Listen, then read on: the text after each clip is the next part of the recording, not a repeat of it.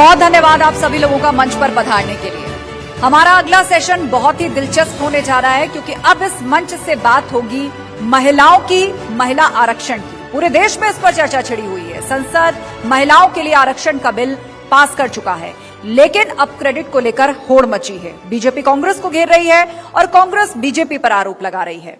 लेकिन इस सब के बीच संसद ने महिलाओं के लिए आरक्षण के इस बिल को पास कर दिया है, लेकिन साथ ही साथ विपक्ष और उसके कुछ सहयोगी दल अब इसमें ओबीसी के लिए आरक्षण का मांग कर रहे हैं। उनका साफ कहना है कि 33% के अंदर ओबीसी महिलाओं के लिए भी जगह होनी चाहिए, उनका भी आरक्षण होना चाहिए। और कुछ दलों का यह मानना है कि नहीं, 33% के अलावा भी SC, ST, ओबीसी के लिए अलग से आरक्षण होना चाहिए।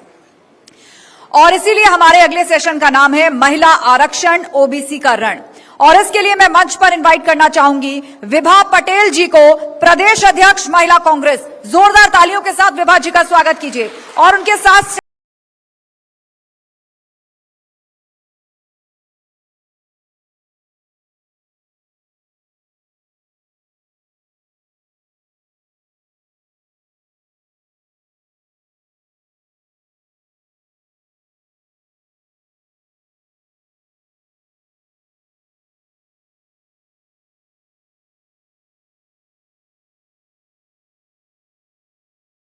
जी का और विभा जी वर्तमान में महिला कांग्रेस की अध्यक्ष हैं, भोपाल की महापौर रही हैं और संगठन में लगातार सक्रिय हैं। ये एक मिसाल आपके सामने है नारी शक्ति की।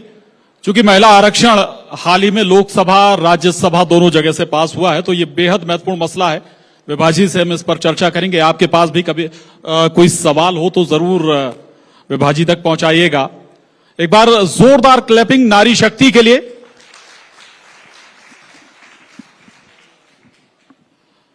विभा जी, 27 साल गुजर गए, अब जाकर महिला आरक्षण विधेयक कानून बनने जा रहा है, लेकिन कांग्रेस कहती है, कांग्रेस श्रेय लेती है 27 साल तक बीजेपी के काम करने का या बीजेपी सरकार के पेश करने का इंतजार था क्या? आप लोगों ने पेश किया लेकिन पास नहीं करा पाए।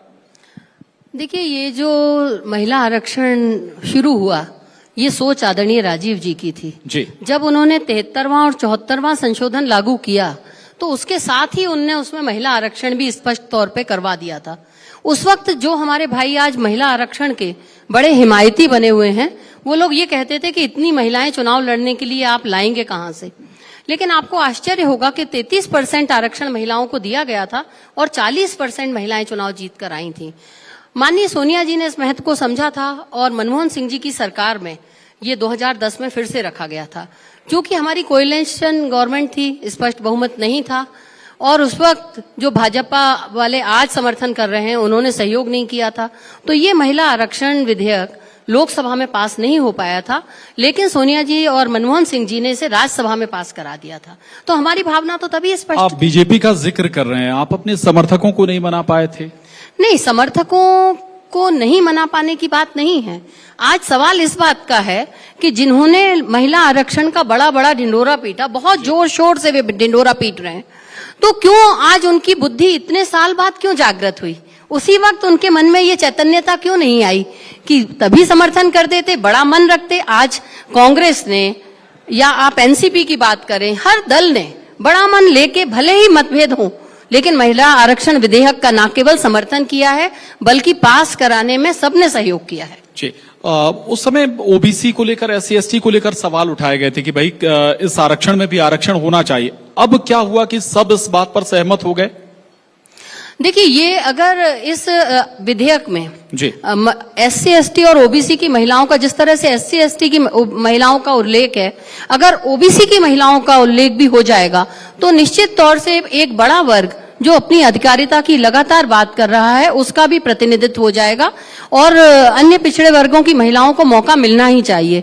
मैं तो प्रवीण जी कहूंगी कि अगर ये उल्लेख राजीव जी ने नहीं कराया होता ओबीसी के लिए नगरीय निकायों में, तो मैं भी नहीं होती। जी नहीं, ठीक है। एक सवाल जरूर उठता है कि भाई महिला आरक्षण कानून का इंतजार क्यों? विकल्प कांग्रेस बीजेपी दोनों के पास है। लोकसभा का इंतजार ठीक है, लोकसभा में जब होगा हम MP की बात करते हैं। अभी चुनाव होने वाले हैं जरूरी थोड़ी कि आप कानून लागू हो तभी हम 33% महिलाओं को आरक्षण देंगे। नहीं, टिकट बिल्कुल दीजिए। नहीं, बिल्कुल हम आरक्षण का इंतजार हमें नहीं करना चाहिए, बल्कि कांग्रेस पार्टी तो हमेशा से महिलाओं को प्रतिनिधित्व देती रही है। चाहे हमारे ब्लॉक स्तर की बात हो, जिला अध्यक्षों की बात हो, हमारे यहाँ पीसीसी डेलीगेट्स की बात क्यों ना हो, हमारे यहाँ संगठन स्तर पर भी हमेशा महिलाओं को प्रतिनिधित्व दिया गया है। मैं तो ये कहना चाहती हूँ कि आज जो महिला आरक्षण की बात हुई, इन्होंने पास कराया, बहुत जोर शोर से श्रेय भी लिया, हर नेता अपनी वाहवाही लूटने का प्रयास कर रहा है, लेकिन फिर 2029 की बात क्यों की जा रही है? क्यों नहीं ये बात होती कि हमारे आगामी लोकसभा चुनाव से ही हम इसे लागू कर देंगे? देखिए, इसमें मानसिकता को हमें खुला रखना होगा। आज भाजपा ने रखा, कांग्रेस ने समर्थन किया, हर राजनीतिक दल ने उनका समर्थन किया, लेकिन क्यों इतना बड़ा मन लेके भारतीय जनता पार्टी नहीं चल पा रही? 2029 का उल्लेख क्यों कर रहे हैं? दरअसल इन्हें स्वयं को ये विश्वास नहीं है, इनके मन में ना तो महिलाओं को अधिकारिता देने के लिए कोई इनका नजरिया है और ना ही इनकी सोच है। ये तो इतने साल तक इंतजार करते रहे। अगर इनका जो 2014 का घोषणा पत्र था, उसमें महिला आरक्षण विधेयक पास करने की बात की गई थी, लेकिन आप देखिए 2014 का लोकसभा पूरा सत्र चला गया 5 साल का, अभी 2 महीने बाद विधानसभा चुनाव हैं, तब इनको एकदम से नींद से जागते हैं और एकदम चैतन्य अवस्था में आकर ये कहते हैं कि अरे महिला आरक्षण विधेयक पास कराना है, केवल इसलिए क्योंकि इन्हें विभिन्न राज्यों में जो इनकी जमीन सरक गई है उससे ये घबरा गए हैं। नहीं, आप जनगणना का जिक्र कर रहे हैं, परिसीमन का जिक्र कर रहे हैं, तो इसके लिए तो आपको भी इंतजार करने की आवश्यकता नहीं है। उदाहरण है 2। नहीं, मैंने परिसीमन, उड़ीसा, बंगाल 2 बड़े उदाहरण हैं जिनने आरक्षण का इंतजार नहीं किया। नहीं, मैंने आपसे परिसीमन और उसकी बात नहीं की याद। मैंने ये कहा है कि आखिर परिसीमन की और जनगणना का इंतजार क्यों किया जा रहा है? अगर 2029 के चुनाव में ये लागू करने की बात करते हैं तो 2024 के चुनाव में लागू क्यों नहीं किया जा सकता? 2024 से लागू करें, सारे दल इसके लिए तैयार हैं, सब सहयोग कर रहे हैं, फिर क्या किस चीज की दिक्कत है? बीजेपी कहती है वो पुख्ता करके किसी भी काम पर, किसी भी कानून पर आगे बढ़ना चाहती है। नहीं, ये सवाल बिल्कुल बीजेपी के सामने भी रहेगा। हमारे साथ अगर बीजेपी नेत्री होती तो जरूर सवाल होता, लेकिन आप इस पर कुछ कह सकती हैं, अपील कर सकती हैं अपने नेतृत्व से भाई कि बिल्कुल। हमने हमारा जो अभी जो चुनाव होने जा रहा है विधानसभा चुनाव का, हमारे जो महिला साथी हैं जिन्होंने चुनाव में टिकट मांगा है और जो लगातार 5 सालों से सक्रिय हैं, हमने न केवल उनके नाम दिए बल्कि हम उनके लिए लड़ भी रहे हैं और हमें पूरा विश्वास है कि हमारे नेतृत्व इस बात को ध्यान भी देंगे और महिलाओं को बड़ी संख्या में टिकट भी मिलेंगे। कांग्रेस इस बारे में स्पष्ट है, लेकिन आज जब वाहवाही जो लूटता है, देखिए किसी ने कहा है कि ताली भी उसी को मिलती है जो ताली लेना चाहता है, गाली भी उसी को सहन करनी पड़ती है। तो अगर ताली के हकदार भारतीय जनता पार्टी के नेता बनना चाह रहे हैं तो क्यों नहीं अधिकारिता दे रहे? आए, बड़ा मन ले, 2024 में लागू करें, महिलाओं को मौका दें। नहीं, आपने कहा श्रेय लेने का मसला, तो श्रेय तो आपने चर्चा सुनी होगी लोकसभा, विधान, राज्यसभा में श्रेय तो ममता बनर्जी से लेकर आपकी तमाम दूसरी रीजनल पार्टियां भी कह रही हैं कि भाई ये तो हमारा विचार था। नहीं, इस बात को आप कैसे नकार देंगे कि आदरणीय राजीव जी ने इसको शुरुआत की थी? आप इस बात को कैसे झुठला देंगे कि 2010 में आदरणीय सोनिया जी और मनमोहन सिंह जी ने इसे लोकसभा में पेश किया था और उस वक्त ये विपक्ष क्यों इसमें सहयोग नहीं कर रहा था? इस बात को आप कैसे नकार देंगे? आप न माने, मैं न मानूं, यहाँ बैठे हुए सारे लोग भी न माने, तो भी लोकसभा की जो सत्यता है, जो प्रोसीडिंग है, उसमें तो ये अंकित है। बीजेपी कहती है हम तो समर्थन में थे, ये अपनों को नहीं मना पाए, जो मेरा सवाल पहले भी था आपसे। नहीं, उन्होंने कब समर्थन? अगर भारतीय जनता पार्टी ने इसका समर्थन किया होता तो ये विधेयक तभी पास हो जाता, इसमें इतने बरस नहीं लगते। जी, चलिए थोड़ा सा महिला मध्य प्रदेश पर आते हैं। मध्य प्रदेश में बहुत सारी योजनाएं चल रही हैं और वो महिला सेंटर्ड हैं और शिवराज सरकार सबसे ज्यादा अगर दावा करती कि भाई हमारे पास सबसे ज्यादा महिलाओं के लिए योजनाएं हैं, क्या ग्राउंड रियलिटी आप देखती हैं? देखिए, जो आज मध्य प्रदेश में महिलाओं की स्थिति है, आज मध्य प्रदेश महिला अत्याचारों में नंबर 1 पर है। आप देखिए, जो महिलाएं हमारे यहाँ से गायब हो रही हैं उसमें महिला मध्य प्रदेश नंबर 1 पर है।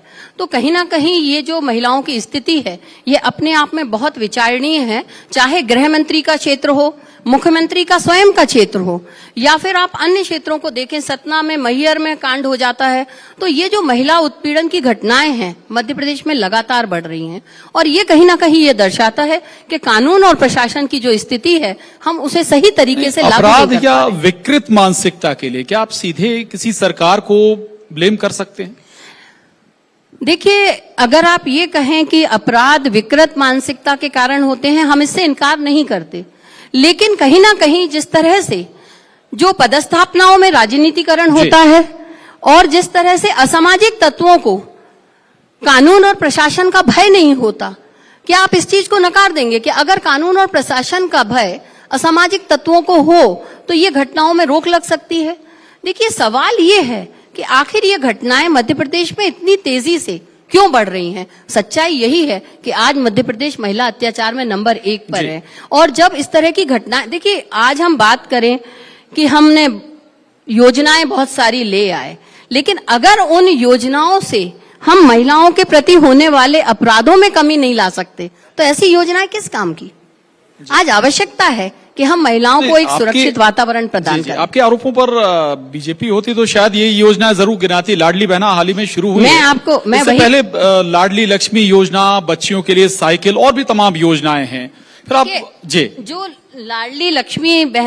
लाडली बहना योजना की ये बात कर रहे हैं, दरअसल वो हमारे कांग्रेस की, चाहे आप हिमाचल की बात करें, कर्नाटक में बात करें, दोनों स्थानों पर जब ये योजना लागू हो गई और माननीय कमलनाथ जी ने कहीं ना कहीं बातचीत में ये स्पष्ट किया कि कांग्रेस पार्टी जब सरकार में आएगी तो हम महिलाओं के लिए ये काम करने वाले हैं, तो मुख्यमंत्री शिवराज सिंह जी को होश आया और उन्होंने ये तुरंत आनन फानन में 1000 रुपए की घोषणा कर दी। और आज मुझे तो आश्चर्य होता है, हमने कहा, जैसे ही माननीय कमलनाथ जी ने कहा कि 500 रुपए में हम गैस सिलेंडर सभी उपभोक्ताओं को, महिलाओं को देंगे, तो उन्होंने फिर आज एक बहाना लेके शुरू कर दिया कि उज्ज्वला की उपभोक्ता जो बहनें हैं उनको 450 में गैस सिलेंडर दिया जाएगा। देखिए, कहाँ ये 18 साल से सत्ता में हैं, क्यों आज इनको होश आता है?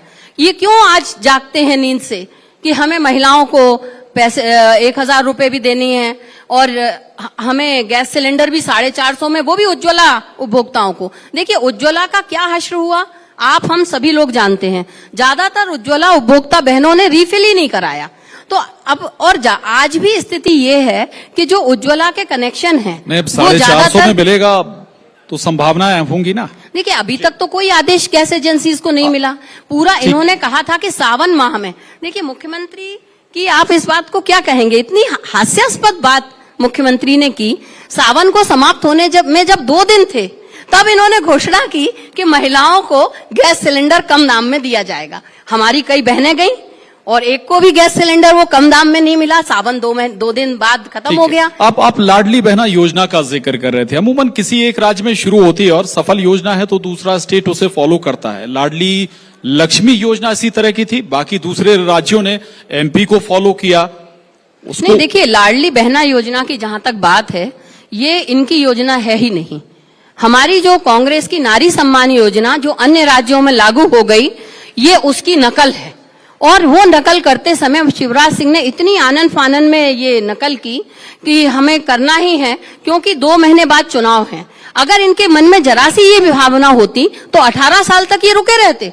18 साल बाद इनको होश आया कि महिलाओं के 1000 रुपए हमें देने हैं। फिर इन्होंने सुना कि कमलनाथ जी ने 1500 बोला है तो इन्होंने 1250 कर दी। अच्छा, वो 1250 तब तक के लिए थी जब तक उनको मोहित करना था। आप देखिए, अभी तक नहीं हो पा रहा है और उसमें भी इतने किंतु परंतु है कि जिसको वृद्धावस्था पेंशन है उसको नहीं मिलेगी। तो इन्होंने उसके बहाने महिलाओं की, जो हमारी पात्र महिलाएं थीं, 60 वर्ष से अधिक की महिलाएं थीं, जो बेचारी वृद्ध महिलाएं जिन्हें अन्य कोई सहारा नहीं है, उनकी वृद्धावस्था पेंशन इन्होंने रोक दी। इसी तरह इन्होंने विकलांग पेंशन भी रोक दी और उसके बाद ये महिलाओं को लाडली बहना योजना देना चाह रहे हैं। देखिए, ये जो बहाने हैं, इससे ये स्पष्ट होता है कि शिवराज सिंह महिलाओं को केवल और केवल वोट बैंक मानते हैं। आरोप तो बीजेपी ये लगाती है कि भाई 15 महीने में आपने संबल योजना रोक दी, कई दूसरी जन कल्याणकारी योजनाओं पर ब्रेक लगा दिया।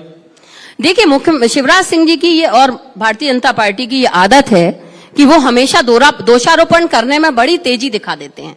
और संबल योजना की वो जो बात करते हैं, संबल योजना रोकी ही नहीं गई है। मैं पूरी जिम्मेदारी से कह रही हूं, माननीय कमलनाथ जी के समय में संबल योजना नहीं रोकी गई, ना ही किसी योजना का पैसा रोका गया। ये जो शिवराज सिंह जी आज बात कर रहे हैं, इनसे आपको पूछना चाहिए कि जो इन्होंने घोषणाएं, जो लाडली बहना की बात की इन्होंने, अब लाडली लक्ष्मी की बात की, आप बताइए जब बच्ची पैदा हुई उस वक्त इन्होंने लाडली लक्ष्मी योजना एक शुरू की थी, उसके बाद वो 1 लाख रुपए की इन्होंने पहले पोस्ट ऑफिस में 1 लाख रुपए जमा किए थे, उसके बाद इन्होंने वो 1 लाख रुपए का जो सर्टिफिकेट था पोस्ट ऑफिस का वो वापस ले लिया और 1 लाख रुपए के लिए एक सर्टिफिकेट पकड़ा दिया। उस सर्टिफिकेट की कोई वैधता नहीं थी। आप बताइए, ये योजनाओं को तोड़ते मरोड़ते हैं। इन्होंने कन्यादान योजना की बात की थी, कन्यादान योजना में हमने हर जिले में देखा किस तरह से भारतीय जनता पार्टी के कार्यकर्ता सामान में, जो लड़कियों को देने वाला सामान था, उसमें दलाली करते हुए नजर आए। तो देखिए, योजनाओं का कन्यादान योजना का जिक्र किया आपने, अगर बीजेपी होती तो शायद यही लाइन होती कि आपने तो पैसे बढ़ाए थे लेकिन खातों में नहीं गए कन्यादान योजना के नहीं, पैसे। कन्यादान कांग्रेस योजना शासन में नहीं, जिन जगह पर भी ये आयोजन हुए थे उन जगह पर मैं पूरी जिम्मेदारी से कह रही हूं कि वो न केवल खाते गए, खातों में ये पैसे पहुंचे, बल्कि सही तरीके से पहुंचे। हमारे यहाँ किसी भी जिले में आप बता दीजिए, एक घटना बताइए जहां हमारे कार्यकर्ताओं में कन्यादान योजना के कार्यक्रम को लेकर सिर्फ टहुअल हुई हो। लेकिन कन्यादान योजना के सामान को लेकर हमने विभिन्न जिलों में देखा किस तरह की स्थिति निर्मित हुई। देखिए, योजनाएं भले ही हम महिलाओं के लिए, बच्चियों के लिए कम घोषणा करें, लेकिन जो करें वो पूरी होना चाहिए। फिर पुरानी योजना 2018 में जो आपने वादे किए थे उस पर भी आऊंगा, लेकिन उससे पहले एक सवाल है। आप कह रहे हैं कि शिवराज सरकार ने आपकी लाडली बहना योजना कॉपी कर ली, ठीक बात है, आप उस पर अपनी जगह पर स्टैंड रह सकती हैं, लेकिन आपने वादा किया है 1500 रुपए देने का, सरकार डिलीवर कर रही है, 1250 रुपए डिलीवर हो चुके हैं, अगली किश्त हो सकता है 1500 रुपए की हो और वादा 3000 का है। आपको नहीं लगता कि इसका चुनावी नुकसान आपको होने जा रहा है? नहीं, देखिए एक बात बताइए, ये 18 साल रुके रहे कोई महिलाओं की भलाई करने के लिए। आज महंगाई से महिलाएं परेशान हैं। आज जो गैस सिलेंडर इन्हें 450 में महंगा लगता था, इनकी केंद्रीय मंत्री थी जो 450 से 500 हो जाता था गैस सिलेंडर, तो सिर पर उठाकर घूमने लगती थी। लेकिन आज 1100 का सिलेंडर हुआ, इनके एक भी नेता के मुंह से आवाज नहीं निकली। जब माननीय कमलनाथ जी ने ये घोषणा वचन दिया महिलाओं को कि जैसे ही वो शासन में आएंगे 500 रुपए में दिया जाएगा, और हमारे जो हमारे कांग्रेस शासित जो राज्य हैं, दोनों राज्यों में ये दिया जा रहा है, तो इनको होश आया। उसके बाद इन्होंने ये कहना प्रारंभ किया कि हम भी कम करेंगे गैस सिलेंडर के दाम। देखिए, आज ये शासन में है और चुनाव सामने है।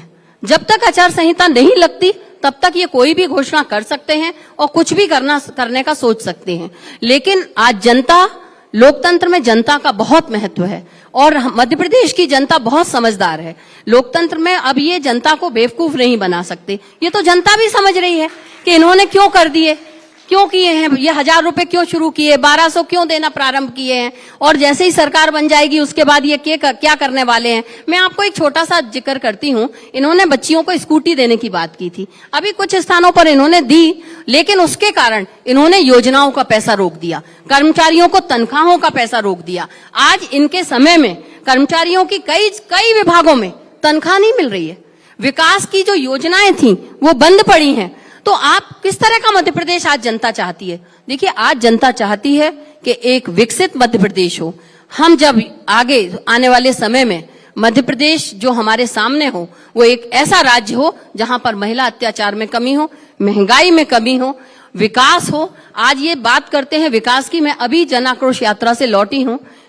खरगोन, खंडवा, उन जिलों की अगर आप सड़कें देखेंगे ना, तो आपको आश्चर्य होगा कि ये मुख्यमंत्री जो अमेरिका की सड़कों से मध्य प्रदेश की सड़कों की तुलना करते हैं। 2003 से पहले का आपको मध्य प्रदेश याद है? नहीं, देखिए, आप एक बात बताइए, ये बात आप जो कह रहे हैं ये शिवराज सिंह भी कहते हैं और भारतीय जनता पार्टी का हर नेता कहता है 2003। नहीं, मैं नहीं कहता। अगर बीजेपी नहीं, आपके साथी बैठे होते तो मैं नहीं कहता ये जी। अगर का जवाब दे रही हूँ, ये अगर उस वक्त कमी थी तो उसका खामियाजा कांग्रेस ने भुगता, और आज अगर कमी है तो उसका खामियाजा भाजपा भुगतेगी। अगर 18 साल तक ये जनता को केवल बेवकूफ बना रहे हैं, केवल ये सोच रहे हैं कि बातों से, लफबाजी से और केवल बयानबाजी से सरकारें चलती रहेंगी, तो 2018 के चुनाव में जनता ने इनको दिखा दिया था कि ये सरकार में रहने के अधिकारी नहीं है। इन्होंने फिर उसके बाद क्या किया, कैसे सत्ता में आ गए, ये अपनी जगह है वो बात, लेकिन जब ये सरकार में बैठे हैं तो इन्हें अब अपनी जिम्मेदारी का निर्वहन करना चाहिए। और जो इन्होंने बातें की थी, हम तो कहते हैं, माननीय कमलनाथ जी ने कहा था 100 रुपए में 100 यूनिट हम फ्री देंगे, 100 रुपए में 100 यूनिट वो तब देते थे। आज कमलनाथ जी ने वचन दिया 100 यूनिट फ्री, 200 यूनिट पे हाफ, उसके बाद किसानों का कर्जा हम माफ करेंगे। तो हमने जो वचन दिए हैं, माननीय कमलनाथ जी ने जो वचन दिए हैं, वो बिल्कुल पूरे किए जाएंगे और जनता को पूरा विश्वास है, क्योंकि माननीय कमलनाथ जी अपनी बात की बहुत पक्के हैं। ठीक है, ठीक है। इसी से जुड़ा सवाल है, आपने लंबी सूची गिना दी नए वादों की, पुराने वादों पर अभी नहीं आए हम, नए वादों की आपने सूची गिना दी। आपने अभी कहा कि सरकार ने कर्मचारियों की सैलरी रोक दी, सैलरी नहीं मिल रही है। आप ये सारी योजनाएं अगर लागू करेंगे, फंड कहां से आएगा? आपने 100 यूनिट माफ, 200 हाफ, कहां से फंड आएगा? देखिए, जो राजस्व के तरीके होते हैं, आप जब किसी प्रदेश को चलाते हैं तो राजस्व की आवक और आपके खर्चे दोनों को बैलेंस करना पड़ता है। जब दिग्विजय सिंह की सरकार थी तो केवल 2200 करोड़ का कर्जा मध्य प्रदेश पे था, लेकिन आज का जो मध्य प्रदेश में कोई भी बच्चा अगर जन्म लेता है तो लगभग 60,000 रुपए का, 55-60,000 रुपए का कर्जा हर व्यक्ति के ऊपर है। और इसके साथ ही जो कर्ज मध्य प्रदेश पे बढ़ा दिया गया है, आज हम 22,000 करोड़ हम केवल ब्याज के दे रहे हैं मध्य प्रदेश के लोग। तो देखिए, ये जो मध्य प्रदेश, शिवराज सिंह जी ने मध्य प्रदेश जो छोड़कर जाने की तैयारी है, मैं आ रही हूँ ना, जी जी जी, देखिए ये जो बात आज जिस तरह का मध्य प्रदेश ये छोड़ा जा रहा है, निश्चित तौर से कठिनाइयां हमारे सामने हैं, लेकिन कमलनाथ जी कभी भी कोई बात ऐसी नहीं कहते जो वो ना कर सके। और हमने जो भी वचन दिए हैं जनता को, जो वचन माननीय कमलनाथ जी दे रहे हैं, सारे के सारे पूरे किए जाएंगे। नहीं, आपने उस समय के कर्जे का जिक्र किया, लेकिन इकोनॉमी का भी अगर आप जिक्र करते तो और बेहतर होता। फर्क नहीं, पर कैपिटा इकोनॉमी की जो आप बात कर रहे हैं ना, जी। आप आज बताइए कि 2 करोड़ नौजवानों को रोजगार देने की बात किसने की थी? आज हमारे प्रदेश का नौजवान मध्य प्रदेश में रोजगार क्यों नहीं पाता? क्यों उसे बेंगलोर और दिल्ली और बंबई, हैदराबाद जाना पड़ता है? देखिए, ये जो पहले एक मैं बहुत आपको उल्लेखनीय बात बताना चाहती हूँ कि पहले पीएससी में एक प्रावधान था, मध्य प्रदेश एमपी पीएससी में, यहाँ का मूल निवासी होना आवश्यक था। शिवराज सिंह की सरकार आई और मूल निवासी होने का प्रावधान इन्होंने, बल्कि उमा भारती जी की सरकार में एमपी पीएससी में मूल निवासी होने का प्रावधान इन्होंने हटा दिया। उसका कारण ये हुआ कि जो हमारे यहाँ के बच्चे थे, उन्हें यहाँ रोजगार लेने में दिक्कत होने लगी, अन्य प्रदेशों के बच्चों को यहाँ पीएससी में जगह मिलने लगी और हमारा नौजवान फिर बेरोजगार रह गया। तो ये जो बेरोजगारी जिस तरह से बढ़ी है, क्या इसके लिए शिवराज सिंह जिम्मेदार नहीं है? विभा जी, हमारे यहाँ का युवा राजस्थान भी जाता है, वहां की स्टेट पीएससी में, बिहार भी जाता है, अदर स्टेट जाता है, तो हमारे यहाँ भी तो दूसरे स्टेट के बच्चे आ सकते हैं ना? मैं आपको उदाहरण देती हूँ, हमारे यहाँ मूल निवासी होना अनिवार्य नहीं है, और जैसे महाराष्ट्र है वहां पर मूल निवासी होना अनिवार्य है। आप देखिए, आंध्र प्रदेश में मूल निवासी होना अनिवार्य है। तो हमारे जब बच्चे उन प्रदेशों में जाते हैं तो वहां मूल निवासी की अनिवार्यता होने के कारण वहां नौकरी नहीं मिलती। हमारा बच्चा यहाँ भी पीड़ित है, वहां भी पीड़ित हो रहा है। तो ये जो कारण है, इसके लिए कौन जिम्मेदार है? देखिए, कहीं ना कहीं इन चीजों की जिम्मेदारी शिवराज सिंह जी को लेनी पड़ेगी और आज जो बेरोजगार होता हुआ नौजवान है उसे जवाब देना पड़ेगा। आज हमारे आप देखिए, आयुष के जो बच्चे हैं वो परेशान हैं। अतिथि शिक्षक 2 साल से धरने पर बैठे हुए हैं, लेकिन आज तक कोई भी शासन का नुमाइंदा उनसे चर्चा करने नहीं जाता। चर्चा करके उनकी समस्याओं का निराकरण करना चाहिए। आज प्रदेश की जो जनता है उसमें चाहे कर्मचारी हो, बेरोजगार होते हुए नौजवान हो, बच्चियां हो, युवा हो, हर व्यक्ति की अपेक्षा शासन में बैठे हुए लोगों से होती है और शासन में बैठे हुए लोगों का ये दायित्व है कि वे अपनी जिम्मेदारी का निर्वहन करें और युवाओं को रोजगार उपलब्ध कराएं, बढ़ती महंगाई से आम व्यक्ति को राहत दें और जो टैक्स के बोझ के तले हमारे व्यक्ति परेशान हो रहे हैं उन्हें टैक्स से कटौती। आपने बेरोजगारी का जिक्र किया, आप विपक्ष में हैं और भाई अगर आप रोजगार को लेकर कोई दावा कर रहे हैं, वादा कर रहे हैं, तो एक प्लानिंग के साथ कम से कम जनता के भी जरूर आना चाहिए कि आप कैसे और किस फील्ड में रोजगार देंगे। पिछली बार जो वादे किए थे उसका मखौल बहुत उड़ाया गया था। नहीं, देखिए, भाजपा और उनके समर्थित जो घटक हैं, उनका ये तरीका है कि जब उन्हें विरोध करने के लिए योजना में कोई खामी नजर नहीं आती तो वो लोग मखौल उड़ाने लगते हैं। देखिए, मखौल उड़ाने से किसी चीज की सत्यता नहीं बदलती। माननीय कमलनाथ जी जब शासन में आए थे तो उन्होंने ये प्रावधान किया था कि जब भी कोई इंडस्ट्री, कोई उद्योग धंधा, कोई भी इकाई अगर मध्य प्रदेश में स्थापित होती है तो ये मैंडेटरी किया जाएगा कि यहाँ के युवाओं को प्राथमिकता से उन संयंत्रों में, उन इंडस्ट्रीज में रोजगार उन्हें देना अनिवार्य रहेगा। उसके बाद बाहर के लोगों को रोजगार मिलेगा। तो ये एक सोच थी, लेकिन हमारी विडंबना है कि हम 1.5 साल रहे और उसके बाद भारतीय जनता पार्टी ने जिस तरह से चाल चली तो वो सबके सामने है। किस तरह से खरीद फरोख्त, बीजेपी की तरफ से दो लाइन कही गई थी कि आप बैंड पार्टी बनवा रहे हैं, आप ढोर चराना सिखा रहे हैं, ये रोजगार है? नहीं, आप एक चीज बताइए, बात बैंड पार्टी और इसकी नहीं है। आप जब भी कोई उद्योग धंधा स्थापित होता है तो केवल उद्योग में काम करने वाले लोगों को उससे रोजगार नहीं मिलता, वो जो पूरा क्षेत्र होता है उसकी इकोनॉमी में सुधार आता है। वहां के लोगों को कई तरह के उसमें बिजनेस मिल जाते हैं। देखिए, आज भाजपा बताए ना, मैं तो शिवराज सिंह जी से आपके मंच के माध्यम से पूछना चाहती हूं कि जो बुधनी में इकाइयां, फैक्ट्री स्थापित हुई, वहां पर उन्होंने कितने उनके क्षेत्र के लोगों को, नौजवानों को रोजगार दिलवाया, कितने मध्य प्रदेश के लोगों को रोजगार दिलवाया? देखिए, उन्हें जवाब देना चाहिए। आज जवाब देने की उनकी बारी है, जनता तो उनसे पूछ रही है। महिला शक्ति आपके सामने मंच पर है, आपके बीच कोई सवाल हो, आप कोई सवाल पूछना चाहते हैं तो जरूर पूछें। बहुत बेबाकी से जवाब दे रही हैं विभा जी, प्लीज कोई सवाल? यहां से एक सवाल, एक हाथ उठा है, क्या आप पूछना चाहेंगे आप? नमस्ते, मेरा नाम प्रतिष्ठा मिश्रा है। मैं एलन सिटी यूनिवर्सिटी की छात्रा हूं। मेरा सवाल यह है कि जैसे आपने बोला था कि सरकार योजना लाती है परंतु उससे महिलाओं के ऊपर हो रहे अपराध नहीं रुकते हैं, तो मेरा आपसे पूछना है कि आपकी सरकार ऐसी कौन सी योजना नहीं लेकिन महिलाओं की सेफ्टी के लिए क्या करेगी जो हमें सेफ फील कराएगी और हमारे लिए बेनिफिशियल होगी?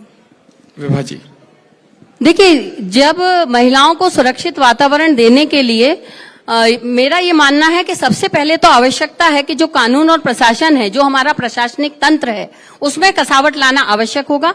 यदि किसी भी जगह अगर अपराध घटित होता है तो आवश्यक है कि उस क्षेत्र में वहां अपराध क्यों हुआ उस पर गौर करते हुए भविष्य में कोई भी इस तरह की घटना सामने ना आए, इसके लिए ध्यान देना होगा। और इसके साथ साथ मैं तो कहना चाहती हूं कि भोपाल जो बहुत सुरक्षित पहले महिलाओं के लिए माना जाता था, यहाँ पर भी हमें ऐसा वातावरण निर्मित करना पड़ेगा जिसमें महिलाएं न केवल सुरक्षित हों बल्कि अगर वो लेट नाइट भी निकलती हैं, जो अपने जहां उनका नौकरी करने का स्थान है वहां से जब वो जाती हैं तो उन्हें वे सुरक्षित अपने घर पर पहुंच सके, इसके लिए हमें बहुत ध्यान देना होगा। तो विभा जी केवल महिला सुरक्षा पर जवाब नहीं दे रहे हैं बल्कि बेरोजगारी पर भी बात कर रहे हैं। तमाम मसलों पर हमारे साथ कुछ और सवाल हैं, वो जरूर हम लेंगे यहाँ पर। नमस्कार मैम, मेरा नाम अभिषेक पांडे है। मेरा आपसे सवाल ये कि अभी सेशन की स्टार्टिंग में आपने बोला था कि ये महिलाओं के आरक्षण का जो बिल आया है 33% का, उसे सरकार को बड़ा दिल रख के 2024 में ही लागू करना चाहिए। मैम, तकरीबन पिछले 3 दिनों से जो जितनी चर्चा चल रही थी, मैं ये सब सुन रहा था लगातार। किसी भी आपके अलायंस के, मतलब अब तो अलायंस की बात कर रहा हूं मैं, किसी भी नेता ने ये नहीं बताया कि ये 33% जो लागू करे सरकार 2024 में, वो किस बेसिस पे करे। अगर मान लीजिए सरकार बड़ा दिल रखते हुए लगा भी देती है और कहीं वायनाड चला जाता है या मान लीजिए हैदराबाद की सीट चली जाती है, तो फिर तो मैम आप उसे पॉलिटिकल वेंडेटा बता देंगे। देखिए, ऐसा नहीं होता। अगर ये पहले भी इस पर काफी होमवर्क हो चुका है। जब ये आरक्षण की बात शुरू में हुई तब भी इसमें कई जगह आरक्षण, इसमें कई तरीके हैं इसमें लागू करने के। जो तरीके लागू करने के हैं उसमें आपने भी पेपर में पढ़ा होगा कि सीट बढ़ाने की भी बात थी, कि कई जगह पर आरक्षण के लिए जिस तरह से हमने नगरीय निकाय और नगर निगमों में आरक्षण लागू किया, एक तरीका वो भी हो सकता है।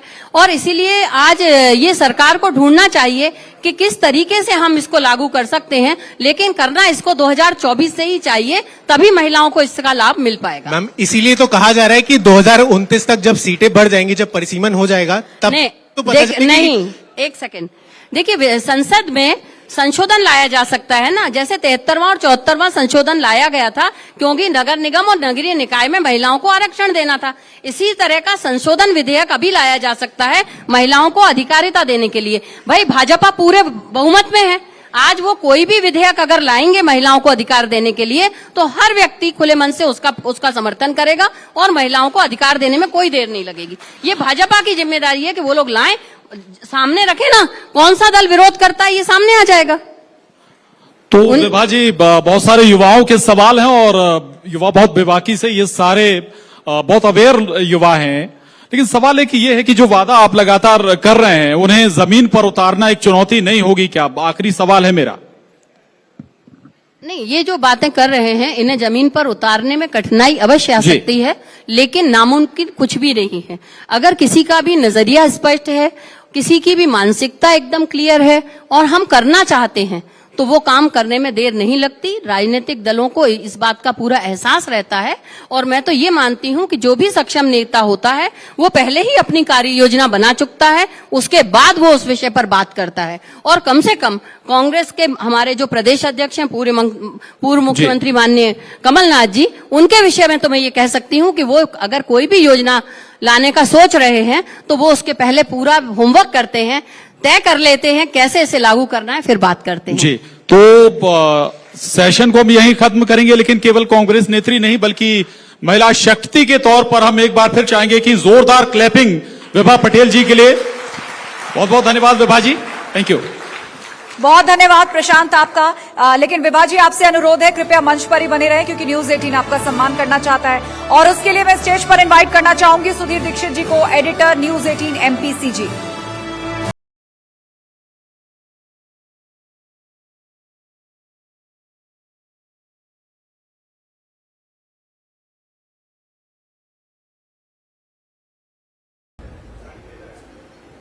मैं चाहूंगी प्रशांत उनको मोमेंटो देकर सम्मानित करें।